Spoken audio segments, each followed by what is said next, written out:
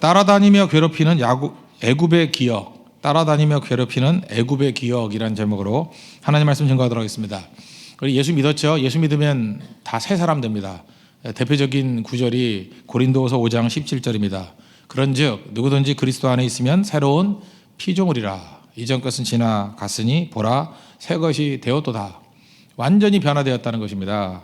오늘 3장 5절 보니까 그런 말씀이 나오죠. 우리를 구원하시되 우리가 행한 바 의로운 행위로 말미암지 아니하고 오직 그의 긍휼하심을 따라 은혜를 따라서 중생의 씻음과 성령의 새롭게 하심으로 하셨나니. 동일한 얘기입니다. 새롭게 되었다 그런 뜻이에요. 제가 신학교 가가지고 헬라어를 배울 때 가장 재밌게 배웠던 인상적인 단어가 새롭다라는 단어예요. 우리 기도 세교회죠. 세교회인데 헬라어 단어에는 새롭다 들어보셨을까요? 한두 번씩은. 두 가지 단어가 있다는 걸 알죠. 네온이라는 단어. 네온. 거기서 아마 뉴라는 단어가 나왔을 것 같아요. 네온. 새롭다는 게 네온. 이거는 시간적으로 최근 것이라는 거예요. 신제품 또는 새 신부. 신부가 아예 바뀌어버리면 재혼하면 그건 질적으로 바뀌는 거지만 시간적으로 새롭게 신부가 된 사람은 새 신부 그러잖아요. 그러니까 시간적인 앞선 거 이걸 네온 그래 네온. 근데 카이네라는 단어가 있습니다. 이건 질적으로 완전히 새로운 거, 완전히 새로운 거. 나무로 만드는 것을 강철로 만들다 이렇게 할 때 완전 질적으로 달라지는 거 있죠. 그걸 카이네 이렇게 해서 카이네. 그러니까 예수님이 하신 모든 일들은 거의 다가 카이네입니다. 그래서 카이네 예수님, 제가 그걸 깨달았어요. 예수님이 하시는 모든 것은 질적으로 완전히 다른 거구나. 그래서 마가복음 1장 27절 같은 데 보니까 예수님 말씀하실 때 서기관들이 깜짝깜짝 놀라죠. 야, 이거 말씀이 다르네. 그러면서 그들이 표현하는 것이 뭐라 그래요? 그의 말씀은 권세 있는 자 같고 권위 있는 새 교훈이로다. 새 그럴 때 이거는 네온이 아니라 카인의 질적으로 완전히 다른, 우리가 하는 것과 질적으로 완전히 다른 그 안에 힘이 있고 권세가 있고 생명이 있는 그런 말씀이다. 그래서 여러분들 예수님 믿으면 이 카인의 변화, 질적인 완전한 변화가 있게 된다는 것입니다. 그래서 우리가 상속자가 된 거예요. 이제는 어둠의 자식에서 하나님의 자녀로, 죽음에서 생명으로 완전하게 변화가 되었다는 것입니다. 그래서 우리가 상속자가 되었다. 7절 보십시오. 우리로 그의 은혜를 힘입어 의롭다 하심을 받아 영생을 소망을 따라 상속자가 되게 하셨으니. 우리 교회도 상속자 후계자가 있죠. 남산에 프린스가 있는데 상속자가 되었다. 상속자가 되었다.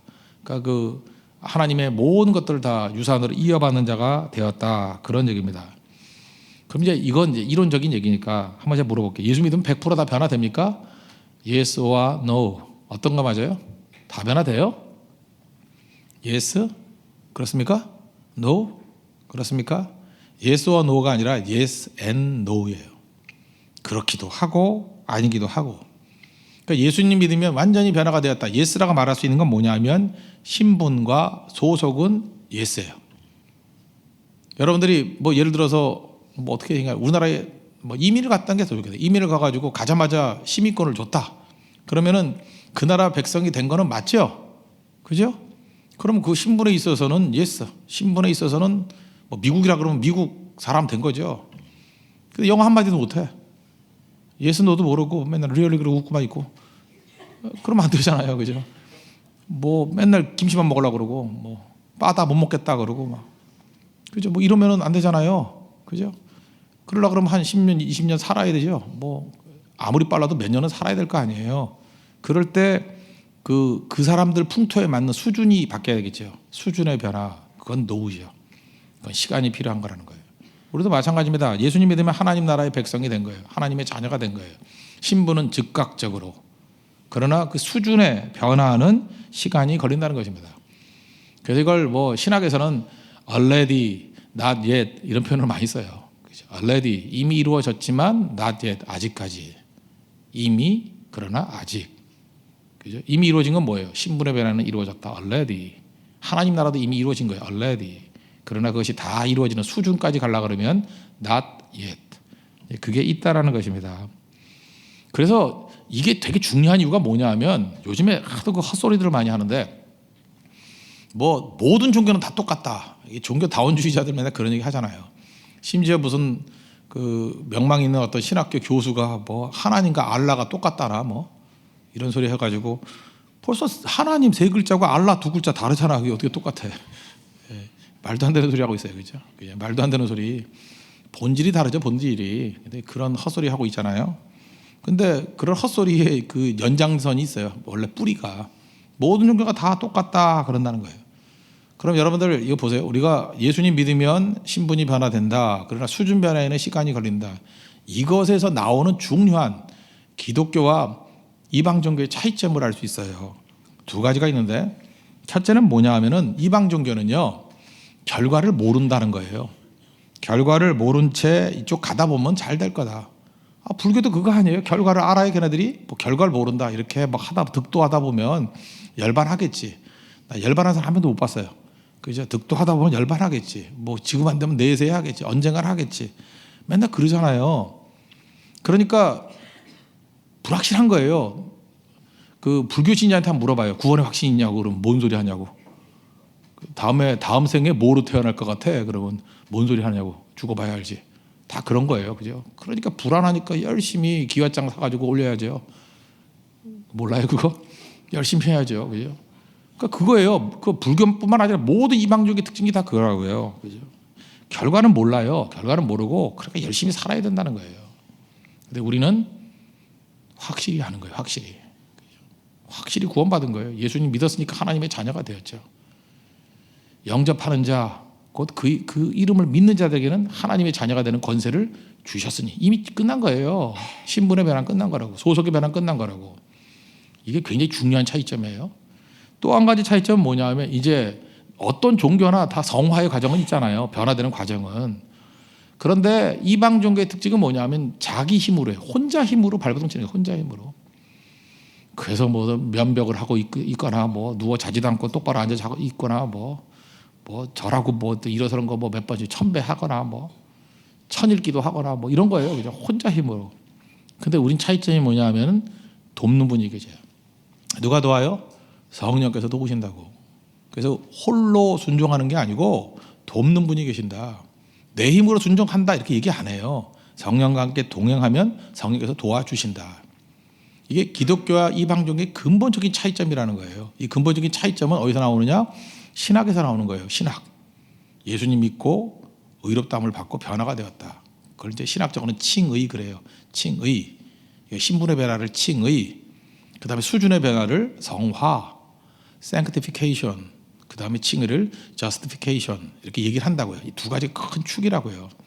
여기에서 나온 신학이 뭐예요? 우리는 구원의 확실성. 그죠? 의롭다 하심은 즉각적으로 이루어지는 거예요. 확실히 이루어지는 거예요. 수준의 변화조차도 내 힘이 아니라 성령의 도우심으로 하는 것이다. 그래서 칭의 성화에서 근본적인 차이점이 드러나게 된다는 것입니다. 이거를 명확히 아는 하나님 백성 되기를 바랍니다. 그러면 이제 마귀도 할 일이 있어야 될 거 아니에요. 의롭다 하심을 백성들께서 할 수만 있으면 택한 백성도 넘어뜨린다 뭐 이런 얘기 나오잖아요. 성경에 있어요. 그런 얘기가. 그죠? 있다고. 그러니까 마귀가 하는 일은 뭐냐 하면 계속해서 우리를 괴롭히고 할 수만 있으면 넘어뜨리는 거예요. 잘 되지는 않지만 마귀도 별로 생산성이 없어요. 잘 되지도 않아. 되지도 않고 왜냐 성령이 도우시기 때문에 결국은 실패하는데 그래도 걔는 마귀는 특징이 포기를 안 해요. 계속 한다고. 계속 한다고. 출애굽한 이스라엘 백성들 출애굽했습니다. 이스라엘 백성들의 제일 큰 고통이 뭘까요? 여러분이 출애굽을 했다고 합시다. 애굽에서 홍해를 건너서 광야로 왔어요. 뭐가 제일 어렵겠어요? 먹을 것이 없다? 하나님 만나 주셨잖아요. 마실 물이 없다? 뭐 바위 깨니까 나오잖아요. 뭐 어떤 사람은 그러더라고요. 뭐 신발 속에 들어간 모래라고. 뭐 그럴 수도 있죠. 빼면 되지 뭐. 제가 볼 때 제일 힘든 거는 애굽의 기억이에요. 마귀가 우리로 하여금 여러분들 넘어뜨릴 때 그래요. 애굽의 기억으로 넘어뜨리는 거예요. 자꾸만 기억나게 만들어요. 오늘도 새벽에도 못 나오고 밤새 뒤척인 사람 가운데 하는 뭐 자기 말로는 불면증이라 그러는 사람들 오만 생각이 다 떠오르는 거예요. 그 오만 생각을 누가 줘요? 오만한 마귀가 주는 거예요. 오만 생각을 다. 그게 애굽의 기억이라고. 뭐 어떤 사람은 결혼을 했는데 뭐 옛날 애인 생각나고, 그죠? 뭐 옛날에 먹던 거 생각나고, 뭐 옛날이요 이거 틀어놓고 계속 그렇게 된다는 것입니다. 그죠? 이게 뭐 끝나지 않은 거예요. 애굽의 추억이에요. 애굽의 추억, 애굽의 기억. 그거 다 버려야 되는데. 그래서 애굽의 기억을 버렸다. 3절 보세요. 우리도 전에는 어리석은 자요. 이게 애굽의 기억이에요. 어리석은 기억. 순종하지 아니한 자요. 두 번째 애굽의 기억. 속은 자요. 애굽의 기억 세 번째. 여러 가지 정욕과 행락에 종도한 자예요. 네 번째. 악독과 투기를 일삼은 자예요. 가증스러운 자예요. 미워하는 자예요. 일곱 가지가 나오잖아요. 애굽의 기억으로 우리를 막 넘어뜨리는 거예요. 저기 초신자 뭐 조금 안 되면은 뭐 점치러 갈까 뭐 이런 애굽의 기억. 점이나 빼세요. 예. 뭐 이런 거 이게 애굽의 기억이에요. 애굽의 기억. 자꾸만 뭐 안 되면 그게 탁 떠오르거든. 아 그거였는데 확실했는데 설교는 흐릿한데 점은 명확해. 막 이러면서 그죠? 2016년에 태양이 떠올라. 뭐 이러면서 뭐 이런 거 계속 기억하고 있는 거예요. 그죠? 애굽의 기억, 화 있을진저 이거 다 버려야 된다는 거예요. 오늘 이건 다 제어버리고 그럼 우리가 붙들어야 될 게 뭐냐? 집중해야 될 거 적극적인 거예요. 적극적인 거. 1절과 2절에서 두 가지 붙들었으면 좋겠어요. 적극적으로 표현하면은 여러분들이 기억을 잘 못할 것 같은데 순종하며 살라, 사랑의 힘으로 살라. 이러면 너무 부드럽죠. 이걸 반대로 얘기하면 안티로 살지 말라, 갈등의 힘으로 살지 말라. 같은 얘기예요. 이 두 가지로 살라는 것입니다. 첫 번째는 그래도 우리는 적극적으로 설명해야죠. 순종하는 자가 되라는 것입니다. 1절 보십시오. 너는 그들로 하여금 통치자들과 권세 잡은 자들에게 복종하며 순종하며 모든 선한 일 행하기를 준비하게 하며. 복종과 순종의 차이점이 뭘까? 그냥 간단히 설명하면 복종은 위치예요. 위치. 내 포지션을 아는 거예요. 내 위치를 아는 거. 그리고 순종은 태도예요. 그러니까 기본 관계 속에서 내 위치가 뭔지를 알아야죠. 예를 들어서 5명이 모여있다 그러면 아 내가 한 말석 정도에 앉아야지 되겠구나 하는 위치를 알아야 되는 거 아니에요. 자기 위치. 마귀는 자기 위치를 떠난 천사예요. 지가 하나님의 위치에 올라가니까 이게 문제죠. 복종은 뭐냐 하면 내 위치를 아는 거예요. 내가 지금 어디 위치에 서 있어야 되는지. 어떤 모임에 딱 가면 내가 어느 위치인지 딱 알아채야 돼요. 그거 모르는 사람들은 항상 민폐를 끼치죠. 지가 뭔지도 모르고. 위치 파악, 그게 복종이고 거기에 대한 태도. 그러므로 인생을 살 때 어떻게 하냐? 예수 믿는 사람들이 한마디로 해서 태도가 좋아야 되는데 그 사람에게 무슨 냄새가 나야 되냐면 저 사람은 참 순종하는 사람이야. 이런 냄새가 나야 된다는 거예요. 참 저 사람은 순종적이야. 하나님 말씀 앞에 순종하고 하나님의 뜻이라 그러면 언제든 순종할 마음이 돼 있어. 교회에서도 정말 순종하는 종이야. 이런 인생을 주고 살아야 된다는 거예요. 그게 성화의 핵심이라는 거예요. 근데 반대는 뭡니까? 안티로 사는 사람이 있어요. 안티로 맨날 삐딱하게 뭐 일할 때는 안 보이다가 뭐 반대할 때 막 나타나고. 그죠? 반대로 살지 말라, 안티로 살지 말라. 저 이런 얘기를 하면 당장 떠오르는 생각이 이런 거예요. 아, 글쎄 그러고 살고 싶은데 요즘에 한번 보십시오. 권위의 문제가 얼마나 많이 있습니까? 그래 권위를 갖고 있다고 하는 사람들이 얼마나 문제요, 죄악이요, 뭐 타락이요, 넘어지는 거 투성인데 그것도 따라가야 됩니까? 뭐 이런다고요. 순종할 만해야 순종을 하지. 뭐 아내들도 그러지 않아요. 남편이 뭐 존경할 만해야 존경하지. 성경 말씀 나도 이런 사람 만나면 존경해. 뭐 이런다고요. 근데 그런 남자 거의 없어요. 여러분 예수님하고 사는 거 아니잖아요.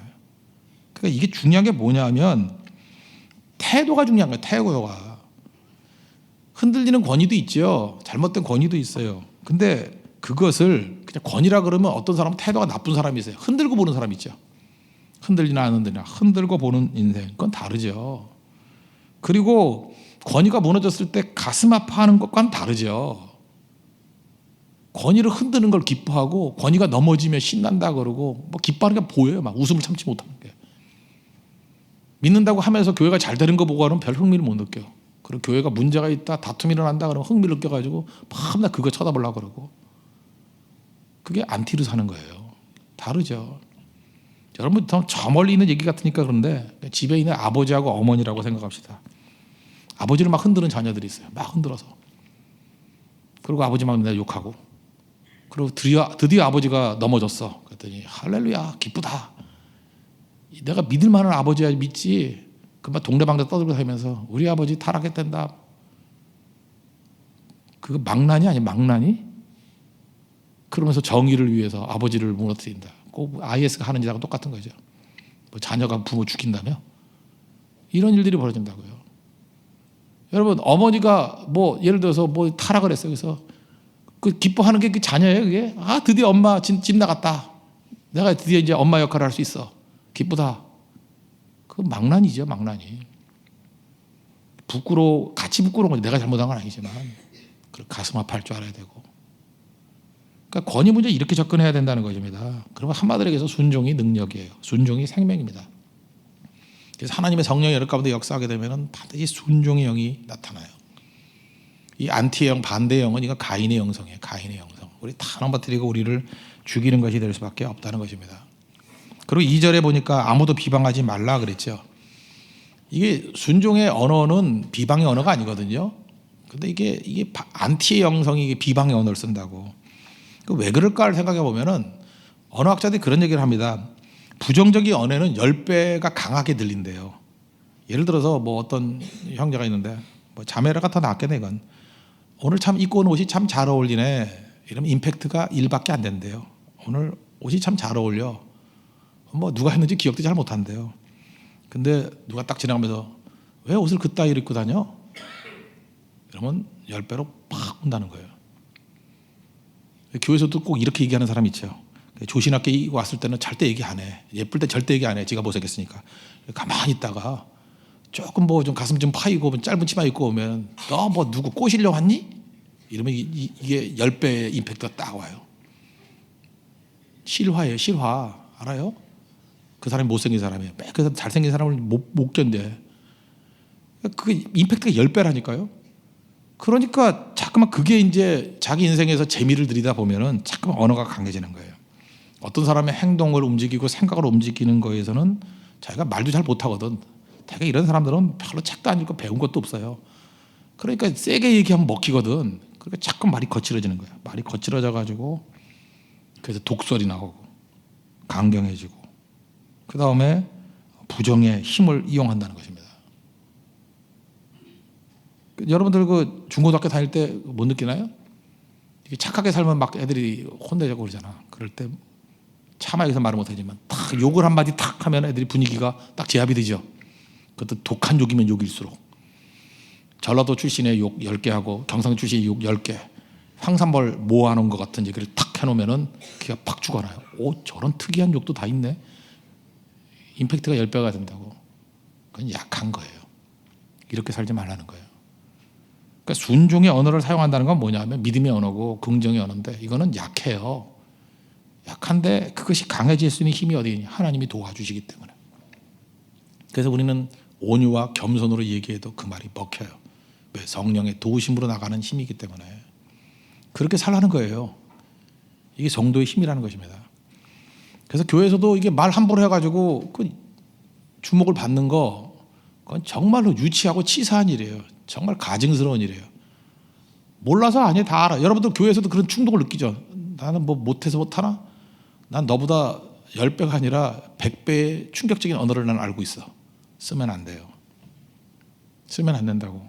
사회생활 할 때 그런 거 쓰면 안 된다고. 성도들은 성령의 도우심을 받아서 믿음의 언어를 사용해서 그것으로 10배가 아니라 100배 임팩트를 줄 수 있는 거. 그게 성도의 삶이라는 것입니다. 여러분 안티를 살지 말고 순종의 힘으로 살아가십시오.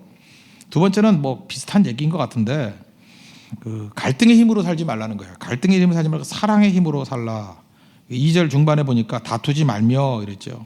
모든 사람에게 관용과 온유를 보여주라.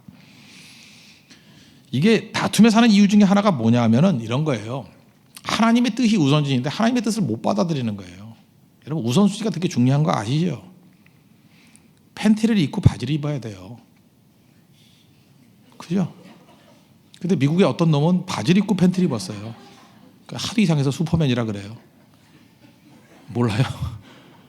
바지를 입고 팬티를 입는 놈이 어디 있어요 세상에. 그래서 이상하다 그래서 S자에서 슈퍼맨, 그죠? 스트레인저, 슈퍼맨 이상한 놈이에요 진짜. 그러면 안 되죠. 여러분 항상 순서가 중요한 거예요. 우선순위. 하나님의 뜻이 우선순위라고. 창세기에 보면요.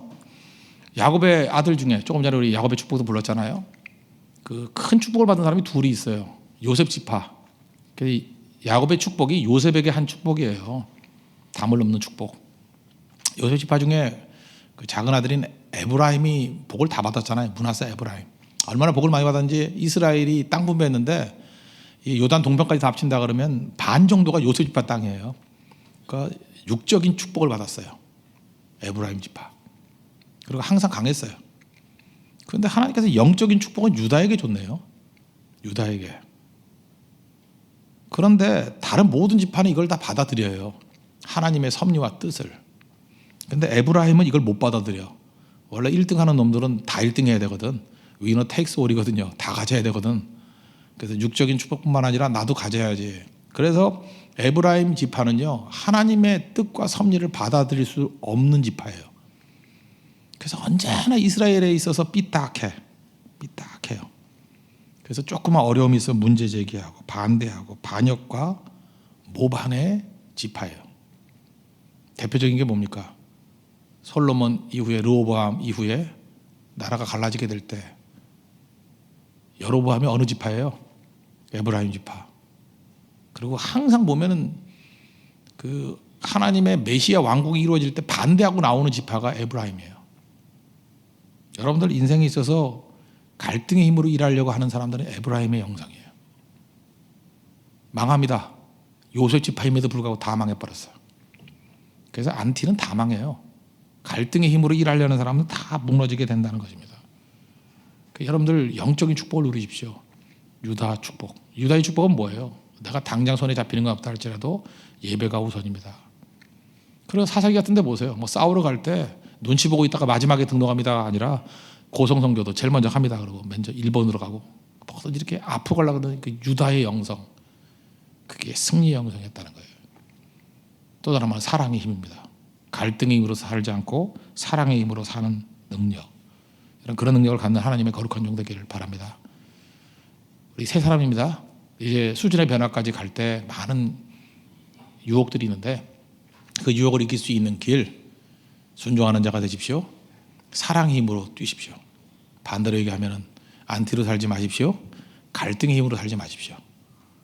이거 붙들고 나아갈 때 우리 삶 속에서 풍성한 열매를 거두는 하나님의 거룩한 종이 될 것입니다. 모두 다 자리에 일어나겠습니다. 공동체 기도 드리겠습니다. 우리 공동체 기도 드리기 전에 찬송가 409장인가요? 주여 지난밤 내 꿈에 배웠으니 찬양하겠습니다. 다 같이 기도하겠습니다. 믿으면 새 사람이 됩니다. 시간적 새로움인 네온이 아닌 질적인 새로움인 카이네로 변화된 것입니다. 하나님의 상속자가 되어서 모든 유업을 누립니다. 신분과 소속은 변화되었지만 아직 수준의 변화는 미흡합니다. 성령의 동행으로 수준의 변화가 이루어집니다. 이것이 성화입니다. 성령과 동행함이 성화의 길입니다. 마귀는 계속해서 애굽의 기억으로 우리를 괴롭힙니다. 이전 것은 지나 보내고 새 사람의 길을 걷게 하소서. 순종의 사람이 되게 하소서. 안티로 살지 말게 하소서. 반대자로 살지 말게 하소서. 문제 있는 권위를 볼 때 가슴 아파하면서 변화시키게 하소서. 부정적 언어는 더 강합니다. 그러나 결과가 좋지 않습니다. 믿음의 언어, 소망의 언어로 이기게 하소서. 갈등의 힘은 효과가 있습니다. 사랑의 힘으로 살 수 있는 이유는 하나님이 함께 하시기 때문입니다. 성령과 동행하여 승리하는 인생을 살게 하소서. 예수님의 이름으로 기도합니다. 아멘.